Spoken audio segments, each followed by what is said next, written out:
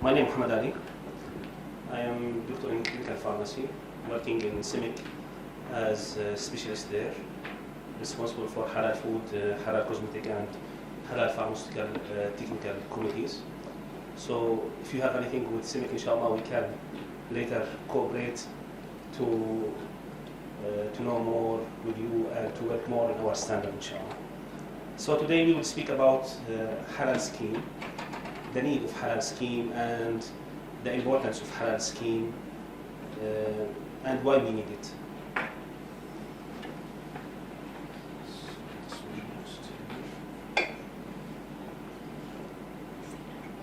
As usual, we start to speak with the people that a long time ago, until the last 2 centuries, the halal food was different from the market, the near market. It was fresh market, and you get it from the local people that you know. So there is trust between you and the other people, and this trust make you believe that this food is halal, even if it's meat or other things. You know the butcher, you know the people who's selling the meat, so everything is halal at that time. What happened and what changed during the last 2 centuries, a lot of food technology things happened. There is a refrigerator system, there is food additives, there is preservatives, there is this food industrial techniques which make the food for longer time, and it can travel from one country to another country. This make a lot of difficulties to know this food is halal or not, especially when it's come from non-halal, non-Muslim countries. And this is why we need halal certification. So this is what happened. Complex supply chain, non-Muslim producers, advanced processing, so consumer cannot verify halal themselves. This is lead us to not depend on the personal trust, to move to the institutional trust. We should trust the institute which give the halal certificate. If I trust IHAC, if I trust TSC as certifier, I can trust the food that they put the logo that it's halal. If I don't trust TSE as certifier here, I will be doubtful about their work. So consumers now in Muslim countries and also in non-Muslim countries have difficulties because there is a lot of halal certification and a lot of standards. So can they trust this halal standards or not? So what's the current solution? What's the current situation now in OIC countries?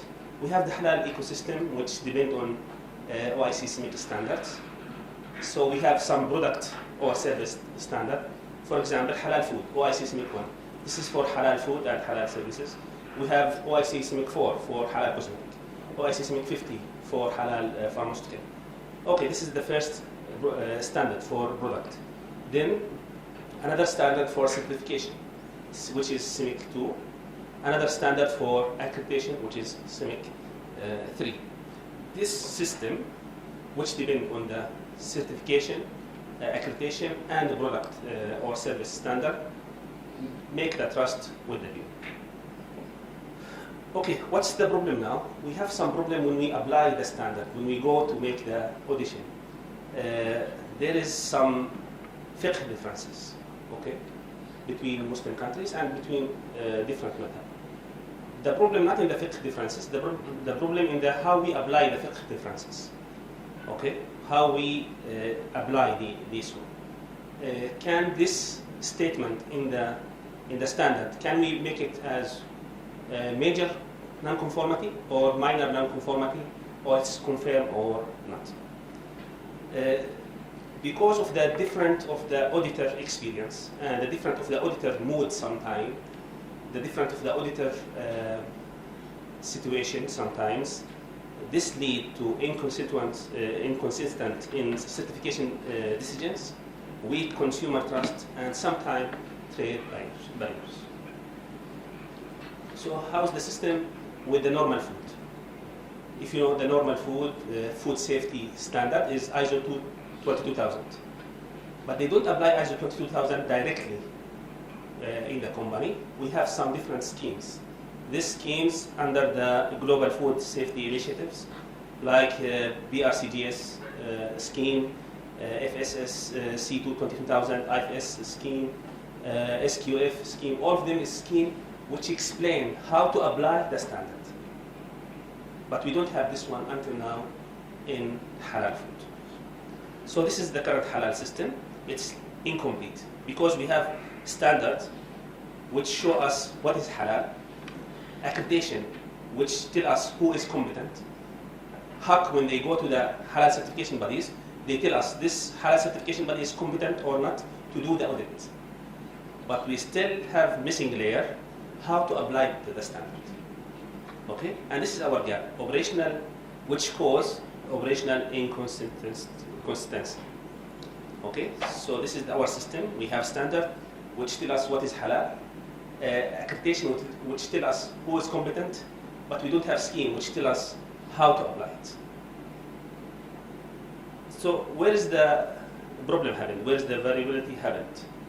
For example, I'll give you an example from fiqh issues, because about technical issues, food safety issues, we have the other systems. But let's speak about fiqh.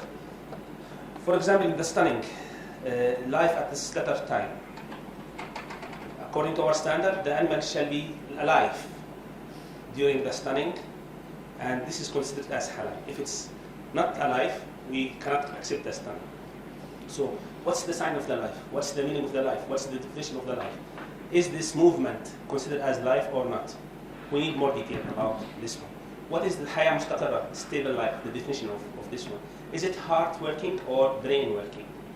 All of these questions we discuss in our standard, but not in detail like what we need to make it show. Another thing, alcohol in the ingredients. According to our standard, also we allow minimum amount of alcohol in case of some colorants and flavoring agent with some fatwa requirement. Okay, but before we accept this one, we should not have any other alternative, and we should make it as little as possible. Who will decide that they find that there is no alternative? The auditor. And the auditor experience, the auditor knowledge sometimes differ from one certification body to another certification body, which lead to different opinion, different rule, different decision at the end. This is conformity or non-conformity. So at the end we have same standard but different decision. Some people decide it's conformity, some people decide it's non-conformity. Sometimes about slaughtering, the qibla direction, the animal should be in the qibla direction. The animal shall not see another animal during the slaughtering. These dislike things, makruh things, is it conformity or non-conformity, major or minor? Also we need to discuss these things. So this is the real gap. Fiqh allow different opinions sometimes, but this is not the problem. The problem that in the certification we need one opinion. I cannot say that according to this madhab you are halal, according to this madhab you are not halal. I need black and white decision in the certification. This is the difference between the fiqh and the things. This is why when we go to the Islamic Fiqh Academy, we tell them when we discuss halal, we don't discuss that this is okay or not. Tell me black and white.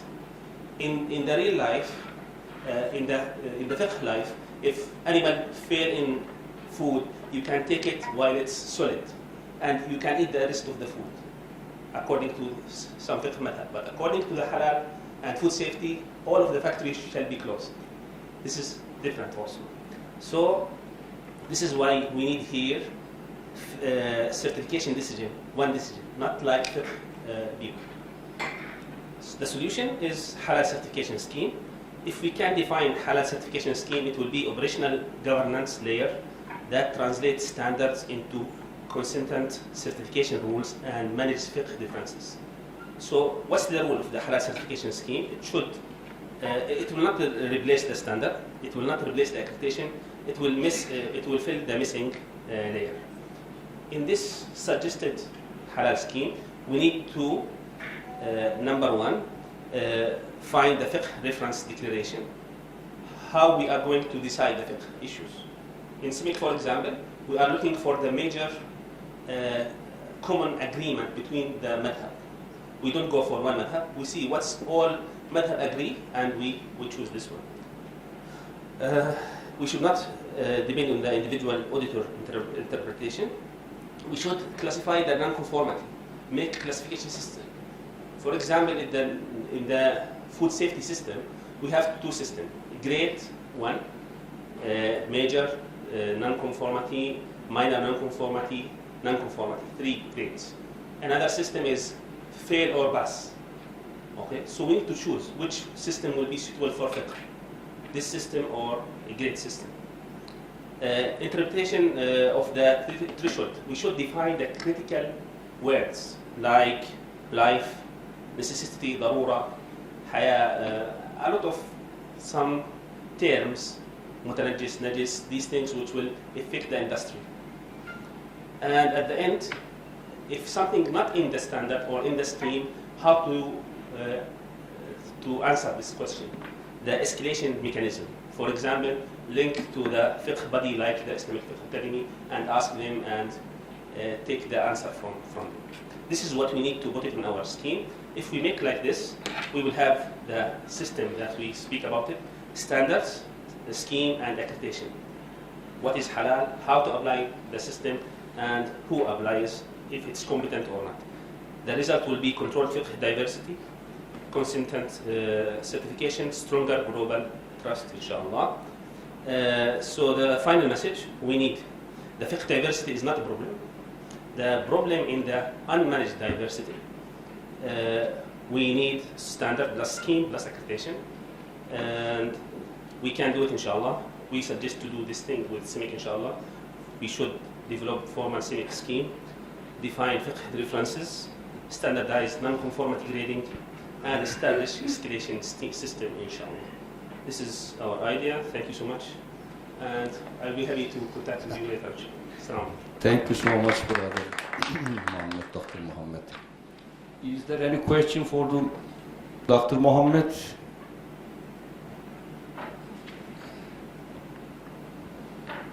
Thank you again for your presentation. Sorry if I missed during the initial part, but is there any ongoing study to develop that scheme already, or you are just planning to do it? Actually, they are planning to do it under CIMIC, inshallah, but still discussing how they will do it. But there is a plan, inshallah. Okay, Yes. and the CIMIC will be the owner of the scheme, ideally, right? They are discussing this thing also. Okay. Yes. Okay. Because the scheme owner will have some financial issue, this one they are discussing this thing. Thank you.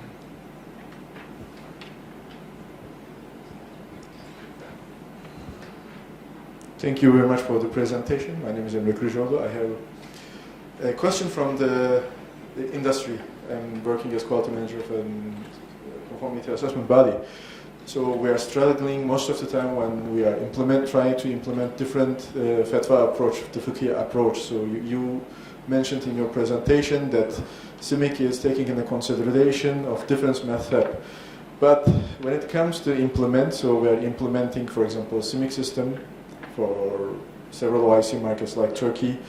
But for Indonesian market, we need to follow the MUI fatwas. For Malaysia, JAKIM fatwas. In Singapore, for example, MUI's fatwas. So there are some different interpretation and derogations. And when it comes to implement, so which one we have to use on the paper? For example, when you told us in your presentation you are taking into account different fiqh approaches, but you are using directly the madhab, the religious interpretation, or taking fatwas of some competent authorities, Islamic authorities in certain countries. I know International Islamic Fiqh Academy, so the basic reference for CIMIC, but when it comes to implementation on ground, so we are struggling. So a JAKIM assessor comes asking one thing, BPGPH assessor is asking another thing. And within the CIMIC approach and GSO approach is nearly identical, but they are asking different requirements. So I prepared the matrix, but my religious knowledge is not like you and other religious clerics. So it's very difficult to find the common ground. Is CIMIC approaching those other competent authorities around the world, in Islamic world, to reach a consensus about, at least in technical level. I'm not speaking about the whole religious level, but at technical level for certain cases, amount of alcohol, the nature of alcohol. Is there any attempt to find a common ground and consensus in those technical matters? Thank you very much. Thank you. Actually, in CIMIC technical committees, all OIC countries are represented in the technical committees. So Malaysia, Indonesia are part of CIMIC. And when we publish any standard there, it will go for balloting and for voting, and they accept what's inside it. So no standard will be published before getting 66% at least, and most of our standard pass with more than 80% agreement. Also they are member in the IHAC, new sister organization. So we have accreditation council also in CIMIC. These people will come together and they will vote for the scheme again. If they send, usually they send people from Jakin, they send people from Wace, they will discuss with the Islamic Faith Academy, because Islamic Faith Academy is in liaison with CIMIC. This is why we promote CIMIC, because CIMIC is already the umbrella for all Muslim Ummah. Since we are Muslim and we have diversity, we should agree what is possible, what is not. So, according to what I see in the accreditation level in CIMIC, now they are going to discuss these things. They invite Jakin, they invite MUI, and all the Yanat section in the countries to discuss this. Thank you so much. This is the difficult part of it, but we got the most of the steps. We are going improving. Inshallah, we'll be finished. Inshallah. Okay, thank you so much, Dr. Saleh. Thank you so much. Okay, now we are have the last presentation in this section.